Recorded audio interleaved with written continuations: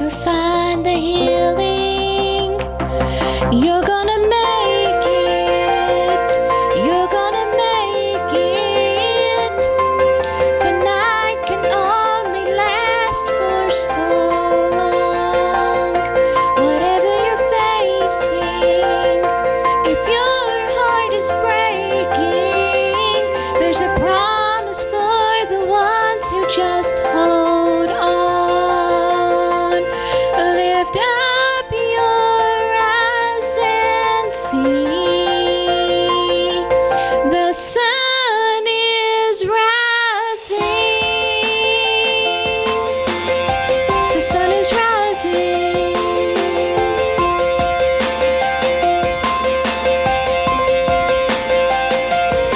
Every high and every low you're gonna go through.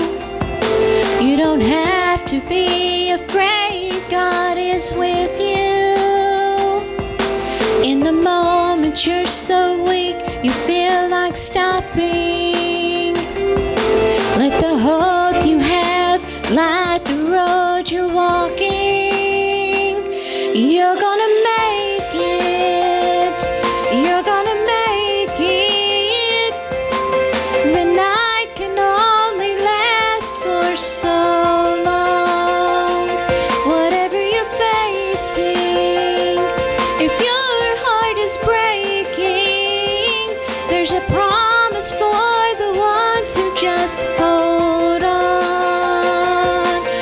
Lift up your eyes and see. The sun is rising. Even when you can't imagine how you're ever gonna find your way out.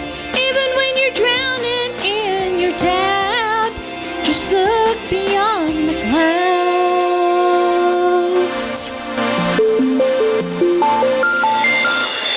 The sun is rising. The sun is rising. Whatever you're facing, if your heart is breaking, there's a promise for the ones who just hold on. Lift up your eyes and see.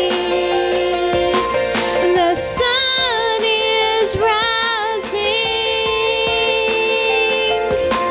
The sun is rising. Even when you can't imagine how you're ever gonna find your way out. Even when you're drowning in your doubt, just look beyond the clouds. Even when you can't imagine how you're ever gonna find your way out. Even when you're drowning in your doubt, look beyond the clouds. The sun is rising. The sun is rising.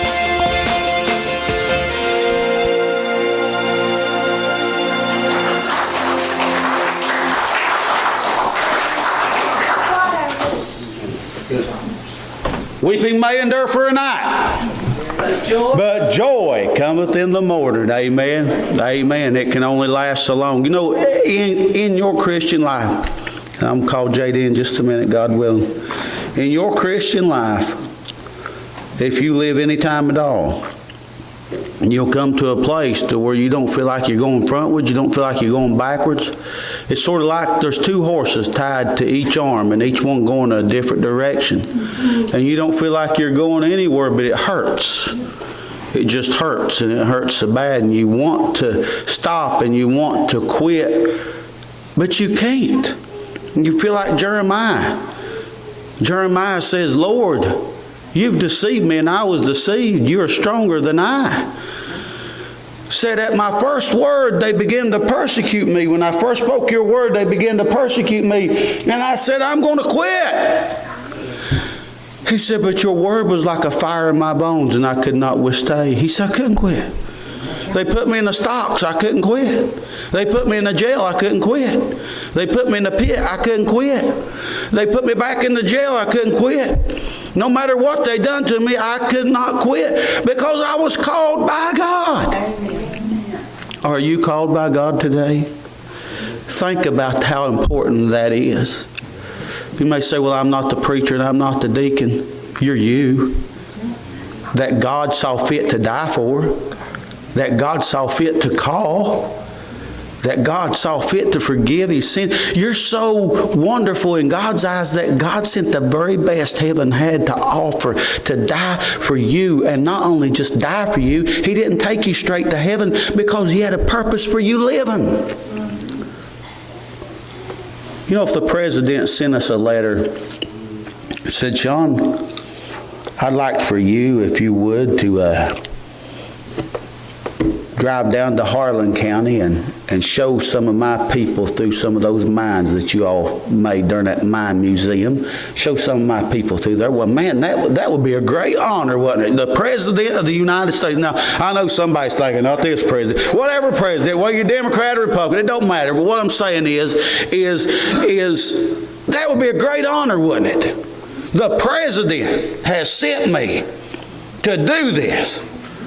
There's no greater power on this earth right now, except the one that's in you. Greater is he that's in you than he that's in the world. God has called you. God has called you. God has called you and sent you on a mission. And I can't tell you how much bigger that is than God. Don't quit. Amen. Don't give up. Some things are just too important to quit on. What is the calling of the church? How precious and beautiful is that? Sometimes we forget that vision. It's so easy. It's so easy. I pray that God would polish it up in our hearts and that it would shine brighter than diamonds and rubies, brighter than the sun, and that we couldn't get away from seeing it, no matter which way we tried to turn, that would ever be before our eyes. J.D.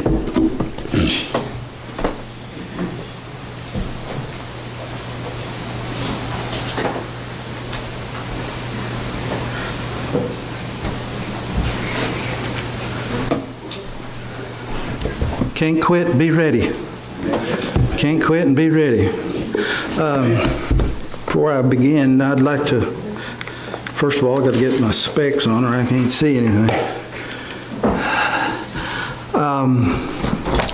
Before I begin, I'm going to dash over here real quick and I'm going to tell you something that might be important to some of you.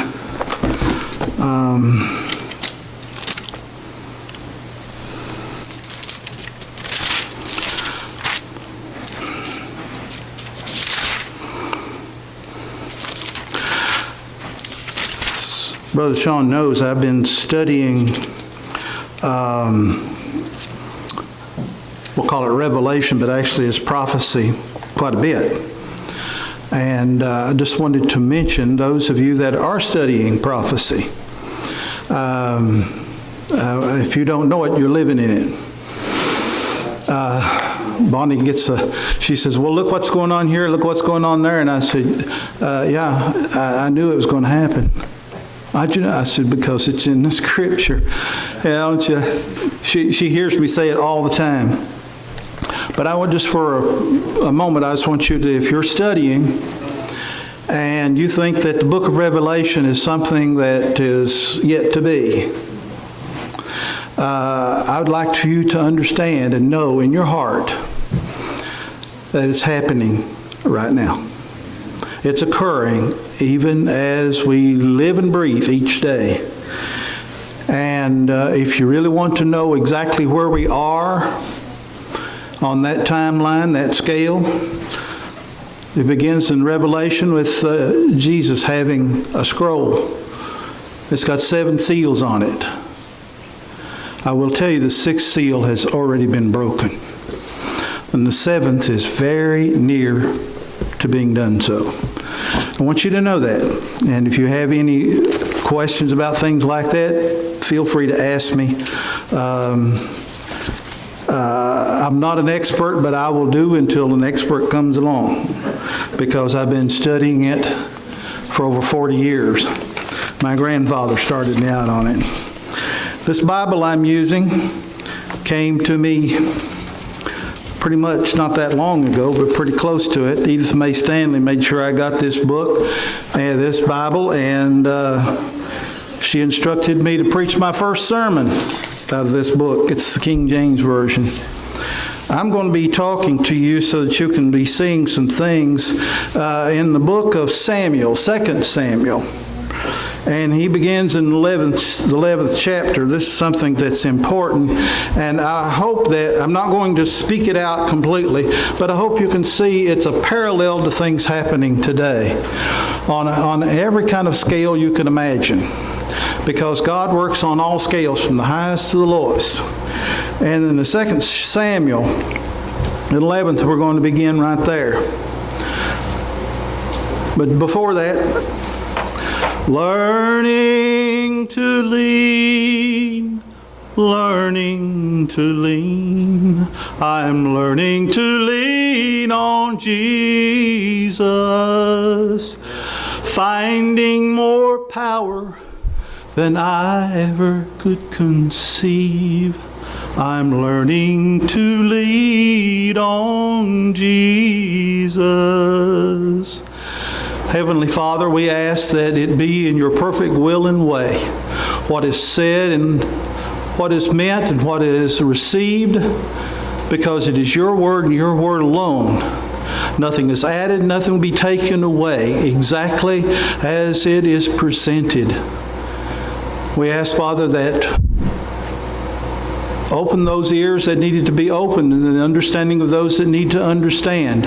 All, meaning me included, that we may be able to grow, we may be able to be led and guided and taught in your perfect will and way. In Jesus' name, amen.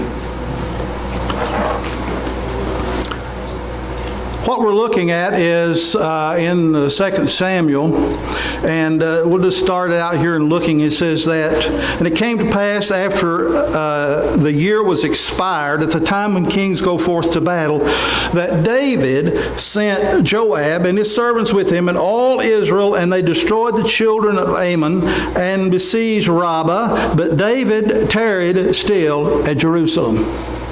Now I'm going to stop right there, because that's the most important thing you can hear right there. And David tarried at Jerusalem. You see, what was going on here is that David was having to fight some ancient enemies. When Joshua didn't take them out like he should have, when he didn't do what he was supposed to do, and he kind of held back because the people were sick and tired of being besieged all the time and fighting all the time. And it was true that his soldiers were also, at the same as the soldiers of David, were getting sick of the bloodshed, sick of the fighting. They were just so fed up with it. But yet they were going on and on. But David, instead of being at the front of the battle, instead of leading it as he was supposed to do, he tarried. In other words, he just stayed behind, because thinking probably as a king, well, I don't really have to go. Let somebody else do this. I'm the king. I think David, even though he was a man who was the apple of God's eye, he was a man after God's own heart. It says so in the Scripture. He was anointed before Saul was even, when Saul was a king, before his end time of his reign. David was anointed king, but he didn't serve. Saul was still there. And he fought Goliath. And I say this quite often. I want to tell, children especially, is that why did David pick up 5 stones? Well, in Samuel and then in Kings, you'll find out why. Because Goliath this great, big, tall, probably a Nephilim of left over from the ones who came back after the flood. These huge, huge people that is mentioned right before Noah's time. And he had 4 brothers. So David was prepared. I'll take out the one and I'll get the other 4. And he did. He and his soldiers and everything eventually got every one of them. And that was something that was unbelievable in that day and time, because they didn't think they'd ever get rid of those guys. Because not only were they mercenaries, they were a pain in the neck. I mean, in every way, shape, form, and fashion. They were bad dudes, they say. But David stays behind. And even though he should have been out there, but he stays behind. I think you might say getting kind of full of himself. He's the king. And also he's getting a little weary of it. But yet he stays behind, and he does so not knowing what is in store for him. And what is in store for him is he begins a series of monumental mistakes. I mean, he really kicks over the slop jar. I mean bad. Pardon my euphemism there, but it tells it better than I can tell any other way. Yes, he does. And what is occurring here is that David begins this series of things that escalates beyond his control. In fact, he probably didn't really have any control when he began these things. So the first thing he does is that he lusts after another man's wife. It's right here very plain. He talks about it. That he's out there on the roof of his house, and down there he sees on the roof of her house the wife of Uriah the Hittite, one of his soldiers, one of his best soldiers. One that he'd entrusted in, because it gives that indication that Joab, his main general, kind of saw Uriah the Hittite as his main man, doing all kinds of things. And Uriah was probably the most honorable man I've ever read about.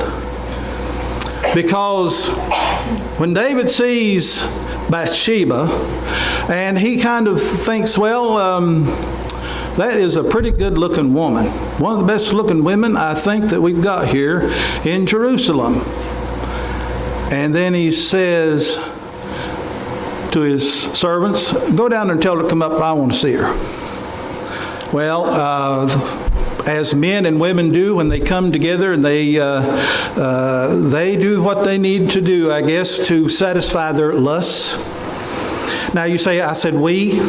Well, you see, I do not think in any way, shape, form, or fashion that Bathsheba was, I would say, innocent in all this. I mean, for one, why is she out there in the middle of the day on the roof of her house taking a bath, and with all of her womanly charms to be seen by anybody who is above? Now, who's above? There's only one above. Nobody else is above, because they wasn't allowed to do that. You had the tabernacle, and next to the tabernacle was David's house. Nothing could be any higher than that. So he's looking down, and he's the only one who can enjoy that scene. And then he begins to be led by lust, and he has a moment with Bathsheba. Now, here is an interesting thing. You have to know a little bit about Jewish customs. She was having an all-over bath, which means that it was after a time period when a woman of that time period that she could be, where she has what is referred to as that cycle, a menstrual cycle. And she's finished it, and she's purified. That's what she was doing. She was being purified.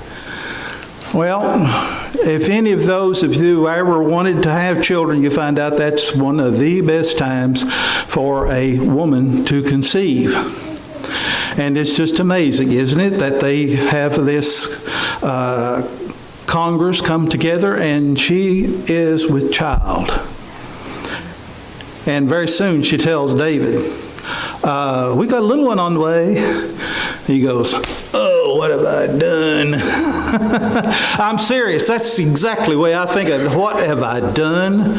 And then he thinks, Uh-oh. Well, I know a way out of this. I'll just call Uriah back. Oh, he's been hot and sweaty and out there, and he's been out there for months.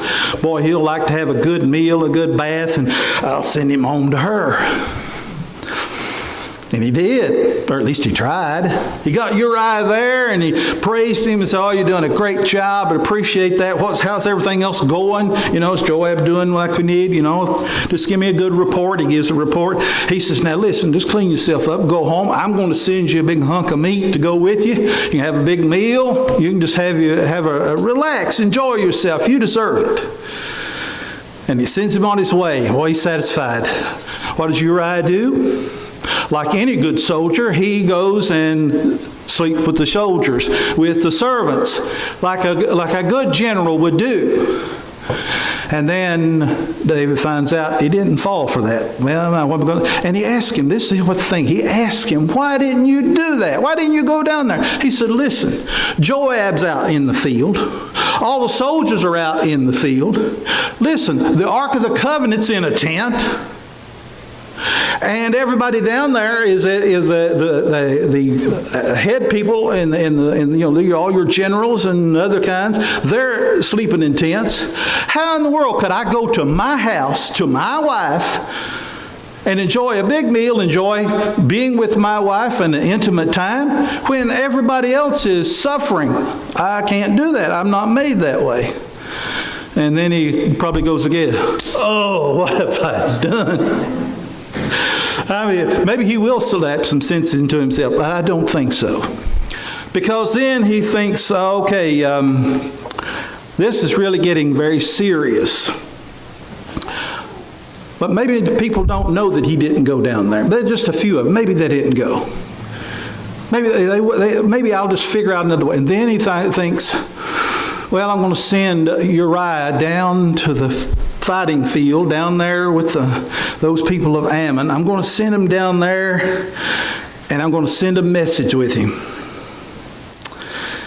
And it's an appalling thing to read. It turns your stomach. It makes you just want to, like this. I just want to when I think about it, how could a man do that? What did he do? The message that Uriah carried in his own hand, gave to his own general. The general reads it and says, "Kill him." Basically put him in the thick of the fighting so that he is killed. Now, what is going to happen is that they're going to do urban warfare. Anybody who's ever been in any kind of fighting in today's world knows all about urban warfare.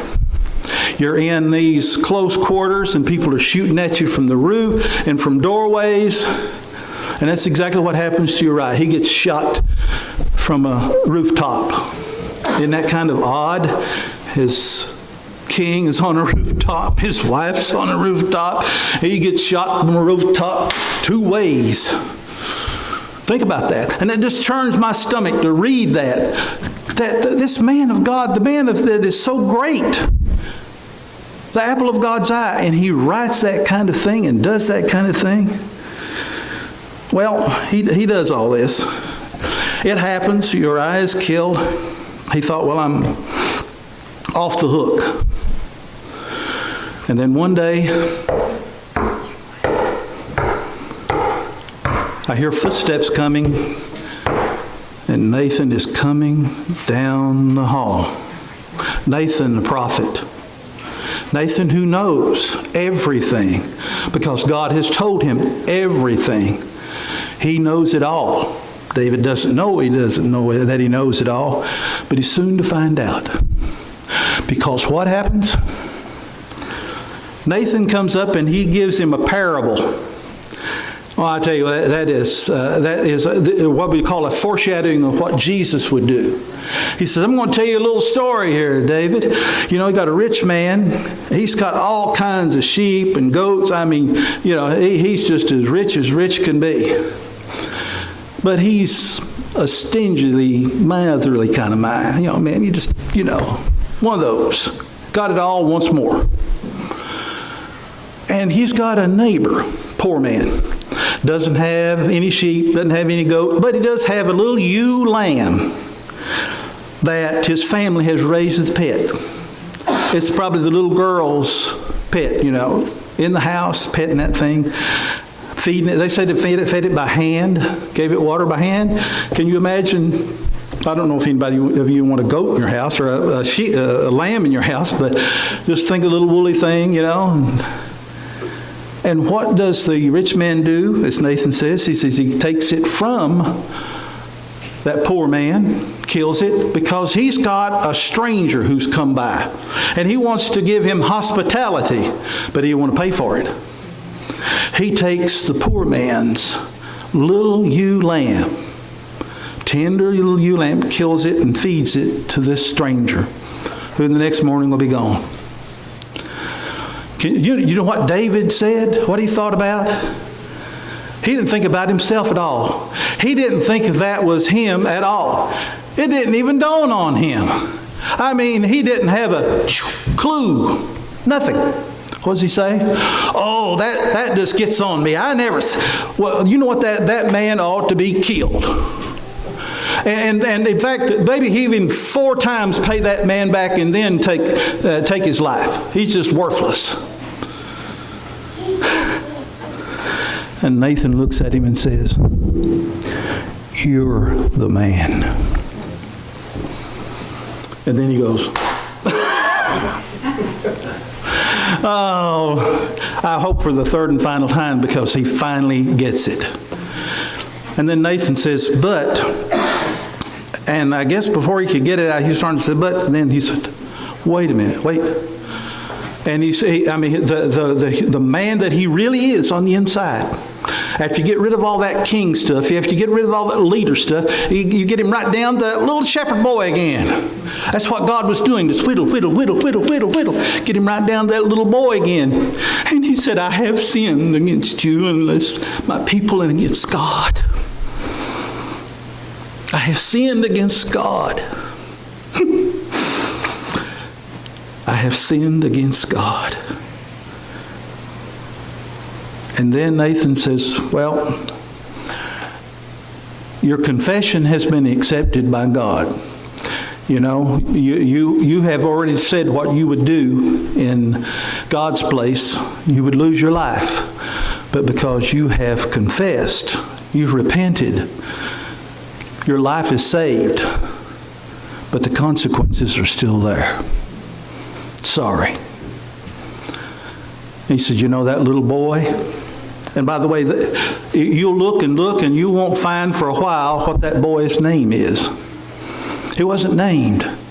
Usually after 7 days, and then they had circumcision, he would get a name.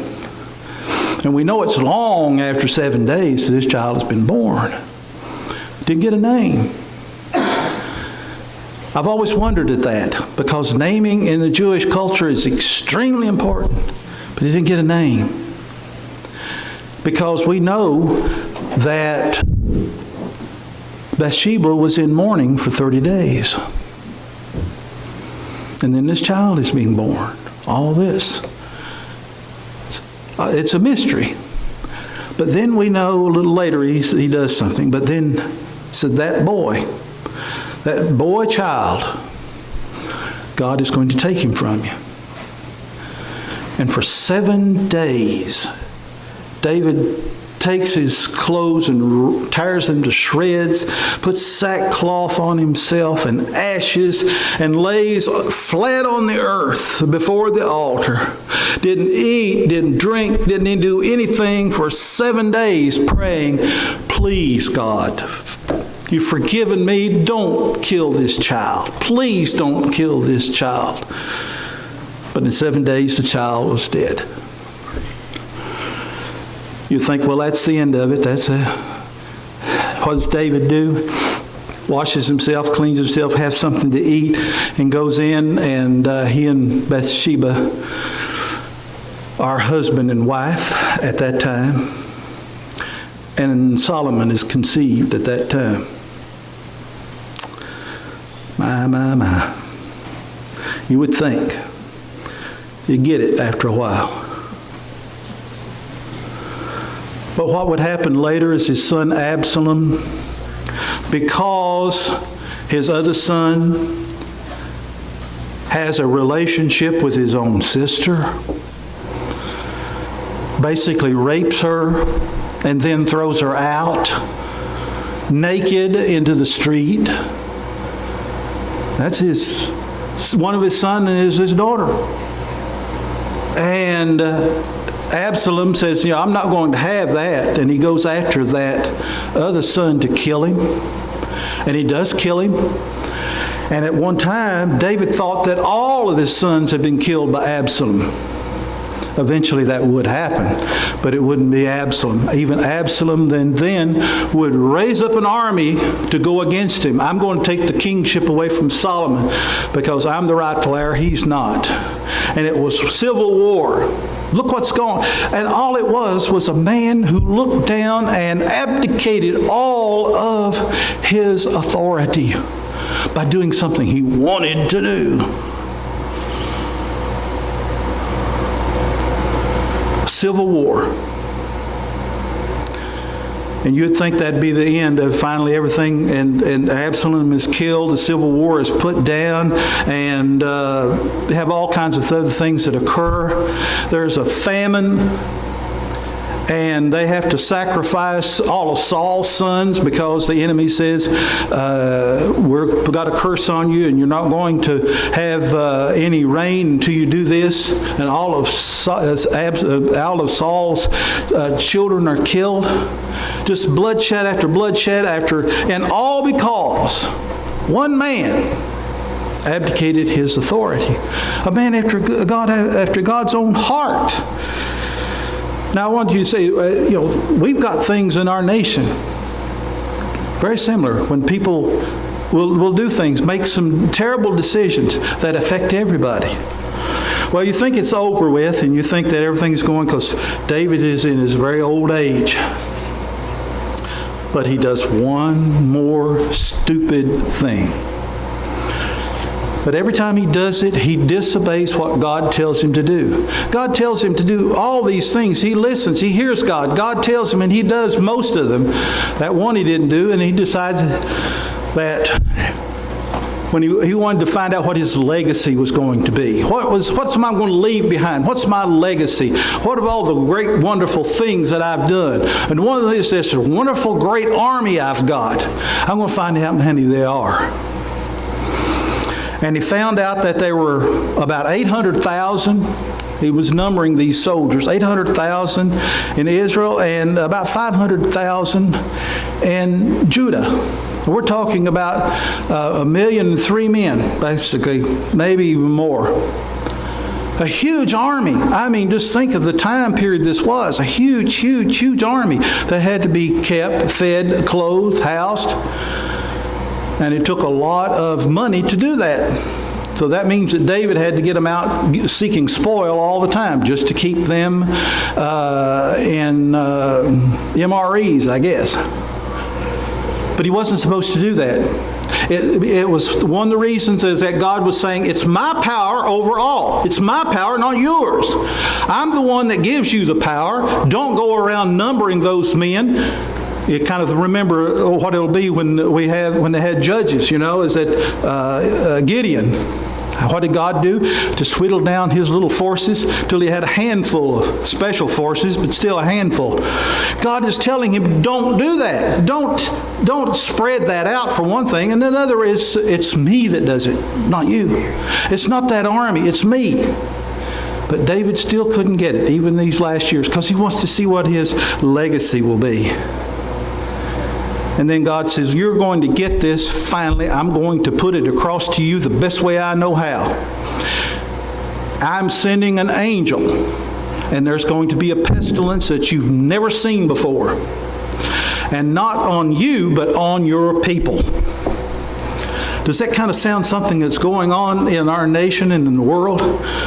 People that are in charge, do they the one that pay the price? No, it's generally the people.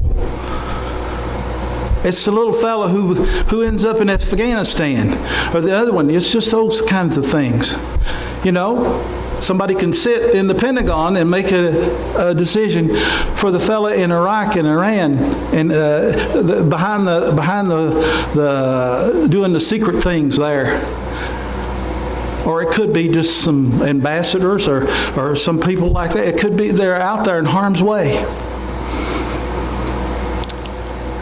But those are the ones that suffered. Those are the people that suffered. David didn't. He was still in his palace. He was still enjoying his little bed warmers. He was still enjoying the wonderful things of life, being well fed, clothed. And his soldiers were out there dying, and now his people are dying. Average Joe citizen. And once more, praise the Lord. When a man can come and say, I have sinned against you, Lord, and against my people. Once again, he repented and he was forgiven. But all of those people still died. But this is the wonderful thing. You had the very last thing that we're looking at is just as it's poised to destroy Jerusalem right now, not an angel of the Lord, but the armies against the Lord. The angel of the Lord was prepared to swipe that sword and destroy every living soul in Jerusalem and turn the whole city into rubble. And I can picture this in my mind as he's getting ready to, almost like the farmer with a big sigh. He's getting ready to reap this terrible harvest, and God puts out his hand and says, no, not now. He repented. He said he was sorry. Let these people live. If you see the parallel, I hope you can, because that's what God meant it for.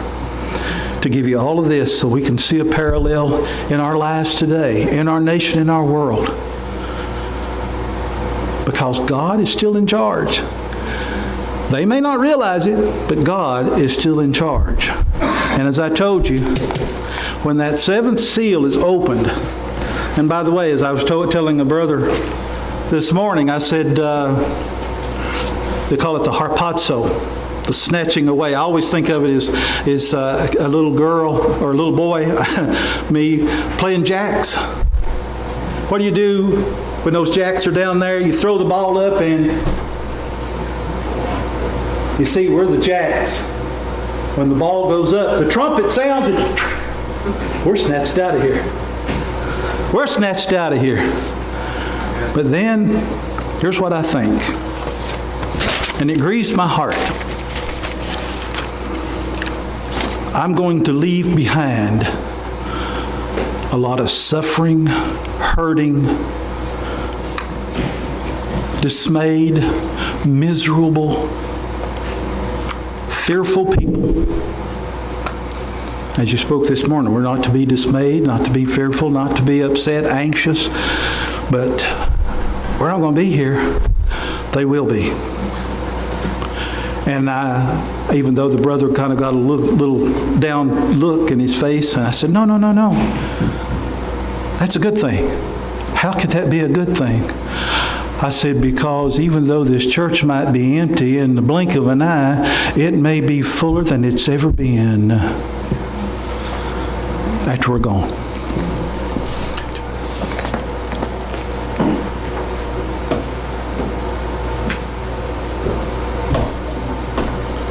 Thank you.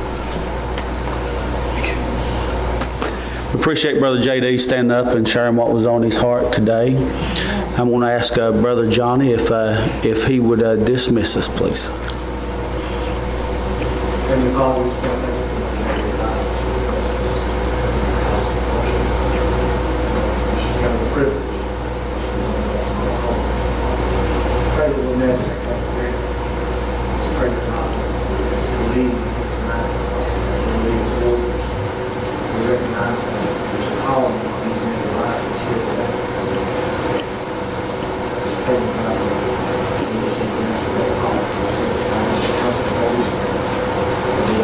Strength